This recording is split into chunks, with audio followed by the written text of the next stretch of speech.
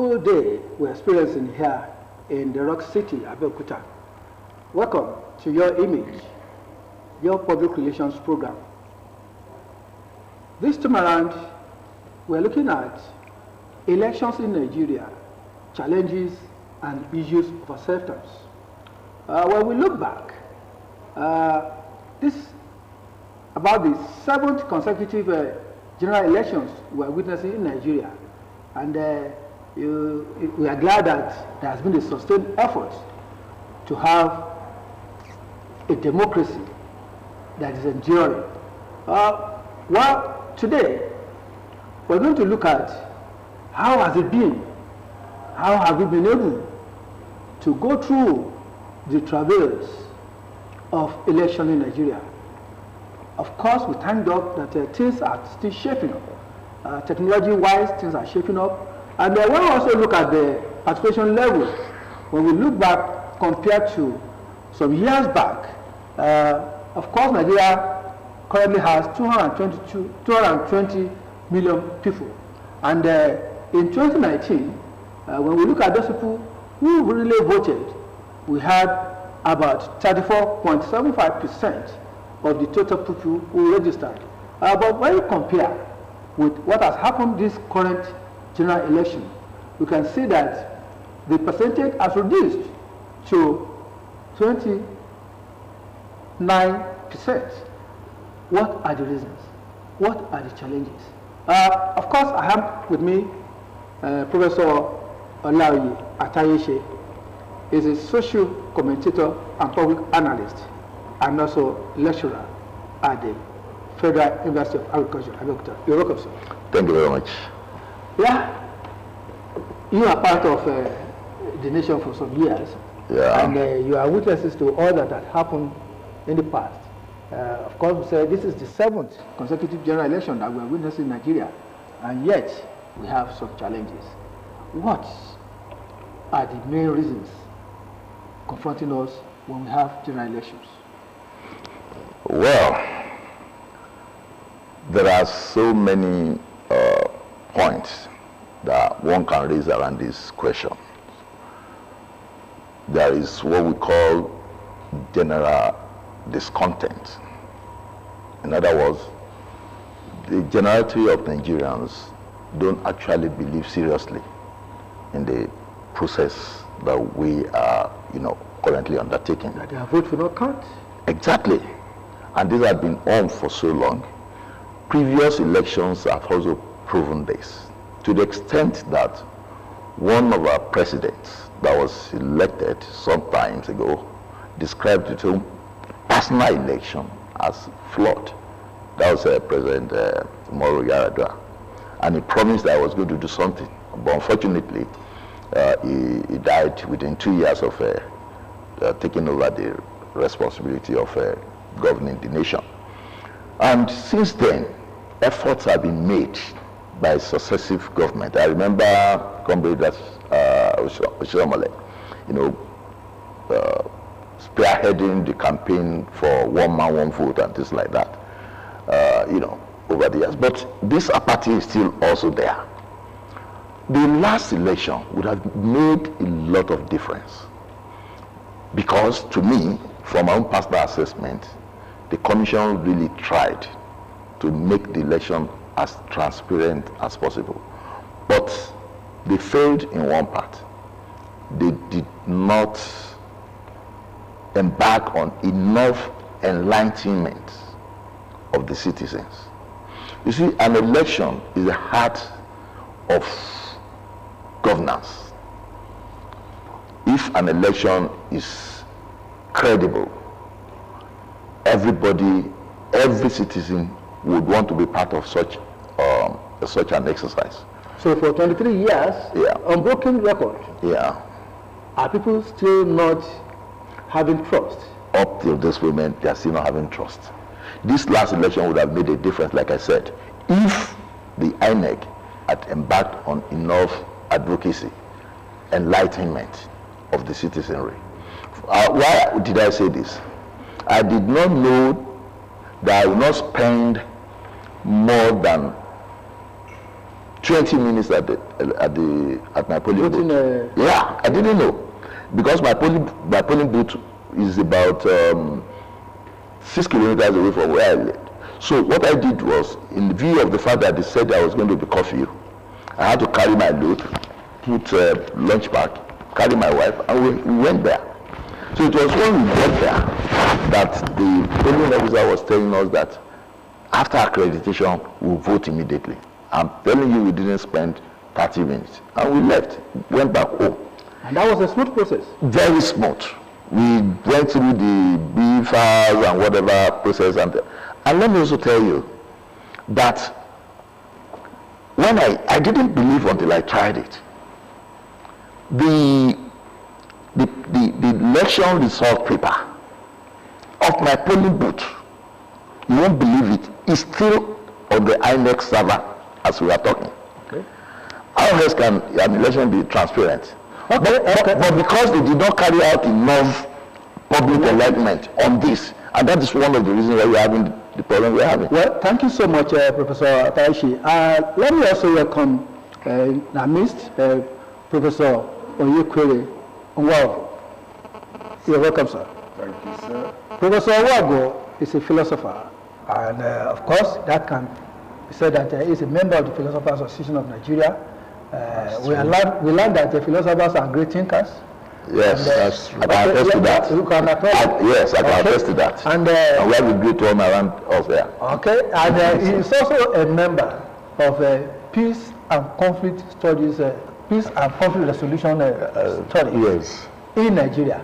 Prof, you're welcome, sir. Thank you, sir, and thank you, listeners and viewers. You met us discussing elections in Nigeria, challenges and issues of acceptance.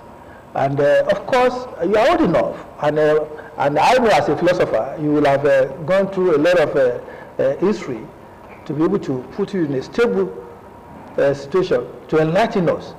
What is your own take concerning the challenges we face in Nigeria concerning elections?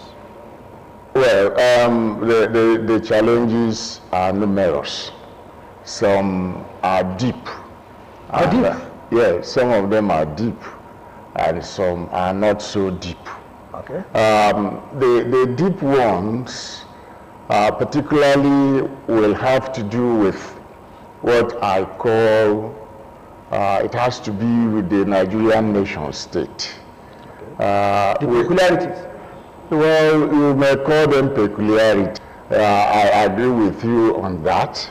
If we look at the way we come to form the Nigerian federalism and the way we have been practicing it, it does not, the Nigerian federalism does not conform with the standard norms of federal states.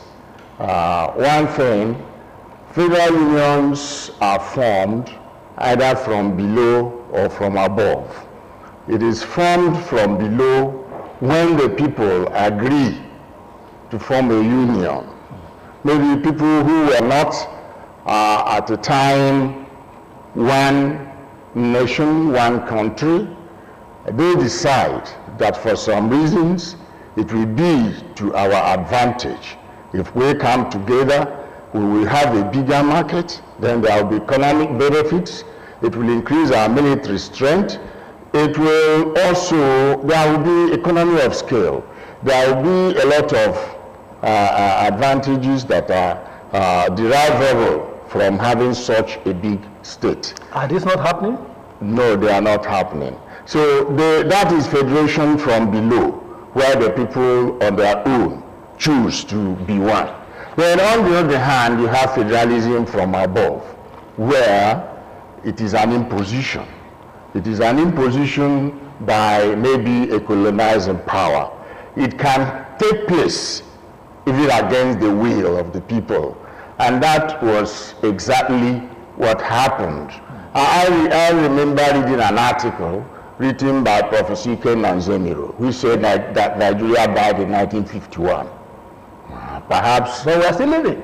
we are still living. They're talking of the concept of the nation state, Nigeria, not that individuals that form the group will all be dead. But as at that time, even that was before independence. So as at that time, even the people who were supposed to be fighting for Nigeria's independence were not convinced about Nigeria's independence. That was about the time they had the Zikist movement. So there was the Zikist movement. Okay. So, and when the Nigerian youths who constituted the vanguard, known as the Zikist movement, went to Azikiwe and said, declare independence, the youths are behind you. He didn't have the courage. He was lily-livered. The youth said, no, for this reason, let us look for another leader who has a nationalistic stature. And at that time, they didn't find another person. Zik was the only person that was truly Nigerian among those who were fighting for Nigeria's independence. So, but he was really livid. He didn't have the courage. So people came together, and the people formed a union where every other ethnic group is always working for its benefits, for its own advantage, and trying to take the advantage of others. So if we form a union where you want to take advantage of the group, I want to take advantage of the group, he wants to take advantage of the group, nothing definitely will work. So they were because, yes. So that is why I said it is deep and it is superficial. And nobody has, no group have actually made a conscious effort to create a real nation state. So that is where the problem. Perhaps it is imagined now. Well, imagine. If you say so. I said perhaps it is imagined now. Imagine the how. The concept of true federalism will emerge soon. Well, honestly, I'm not sure whether we can have true federalism very soon. But I know if we continue like this, one day we'll get there. But you see, there's one concept that whenever I hear from my colleagues, from people, that I don't feel comfortable accepting. And it's one of the concepts that Prof just presented to us now, that Nigeria died in 19... I put the Kenyan Zemi. Yeah, it is. Yeah, because you believe in what you don't reference. Yes, because you believe in it. You don't reference what you don't believe in. You can reference to refute. But you can also reference... But you support your point. You see, we had enough time between 1960 and 66 to go the way we wanted to. Because at that time we had what we call regional governments. And to the best of my knowledge, each of these regions was doing very, very great. They were doing so great to the extent that we had records of nations, even outside Africa, getting one form of support from Nigeria. It may not be technological support, but agricultural and some forms of other support. And I have seen a number of documentaries of our past leaders and the way they were respected, even as far as the United States, United Kingdom, because of the potential of the nation. But we scuttled it ourselves. Why? Why did you scuttle it? Honestly, I may not really be able to say much because I'm a military man. The military people did it. The military did it. And since then, we've not been able to find our footings. Okay, thank you very much. Prof, can you give us an assessment of the presidential election that we just had? Well, the presidential election we've just had is flawed by process. Okay. So that was the INEC talked so much about the beavers and IREV. But is BVAS the only tool that was deployed by INEC? Because I'm asking that question because when we look at the other tools deployed, the voters register was still maintained. When you provide your PVC, it will be checked. BVAS will look at it, accredit you, and at the end of the voting, total of voters were aggregated. Every party agents will sign. Does the use of BVAS or no use of BVAS constitute failure of the election? BVAS was not the only instrument, but it was the innovation. All the other facilities or instruments you have mentioned were there in the past elections, and they marketed the BVAS so much. They told us it was the game changer. They told us it is what will give us a new leaf, that from now on, election rigging and vote buying were going to be a things of the past. So BVAS was introduced as a game changer, and they marketed it in such a manner that made people have high hopes. But those hopes were dashed. But the question Can I come in, please? That's why I said the enlightenment on the part of INEC was not good enough. As enlightened as I think I am, I didn't know the process until I got to that place. If INEC had carried out comprehensive enlightenment on the process, I am telling you, those that are discrediting the election would not. What do I mean? BVAS is just a tool to transmit election results. Okay. You know, the computer people will call it real time. As results are coming in, you are seeing it. Exactly. But the thing failed. It's a technology. It can fail anywhere. It has failed in America before. So because it failed does not make the election not credible. Not credible? Yeah, it doesn't make it not credible. Prof. Because the original data is still available, and that's what I was saying. I was telling you that even up to this moment, the result of your polling booth, you can check it online to find out whether what was eventually uploaded is the same thing as what you have there. Prof, perhaps you have No, the issue is, he has said they didn't market it well. Okay. So perhaps he knows the things they ought to have said, which they did not say. But I am saying that this was what they sold to the public. They told us it was a game changer. Questions were asked, the possibility of success, and they said it was, they guaranteed almost 100% certainty. They didn't put a rider. They didn't give the impression that, okay, and every other thing, you know, the electoral voters accreditation and every other structure was already there. But they said this is what is going to make a difference. This is going to prevent all the flaws of the past. That's why I said there was a structural flaw. And the process was flawed. So I don't know, well, I do not know, but he said they didn't.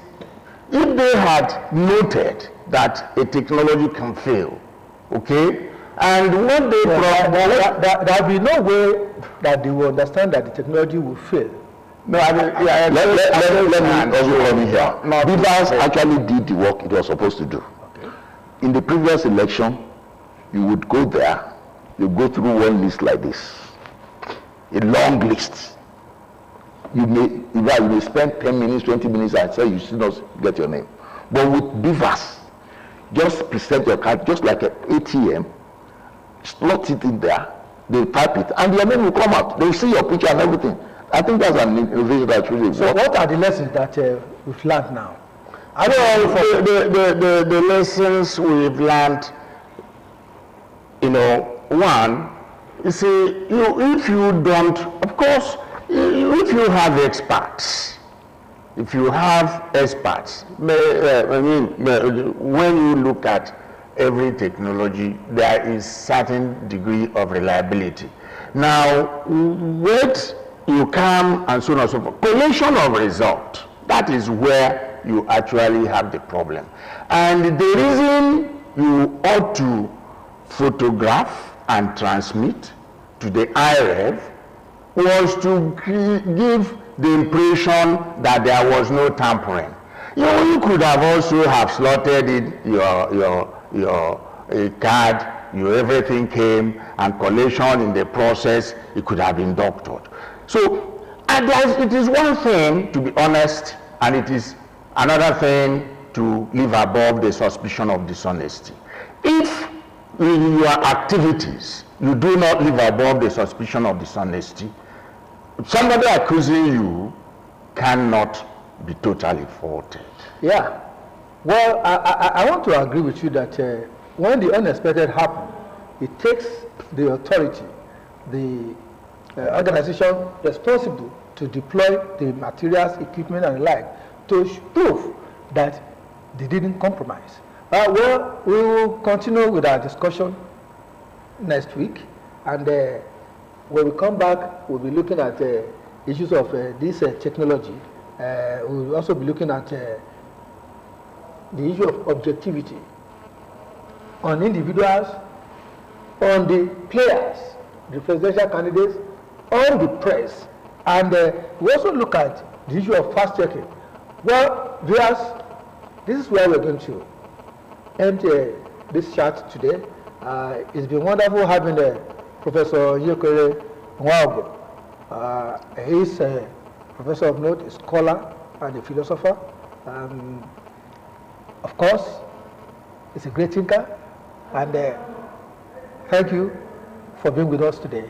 Thank you, Mr. Presenter, and thank you, viewers. Professor ATAYESE, it's also nice having you around. I hope next week you'll be with us. Inshallah. Thank you very much. This is how we can limit ourselves to containing this discussion. They are loaded, but we will take more of their reasonings, of their dispositions to the election. Thank you so much for being with us. Until next week, please do have a nice time. Remember, it is your civic responsibility to go out and vote. Remember, we're still having the governorship and the House of Assembly election. Come March 18, please go out and do your civic responsibility. Until that time, see you. Bye.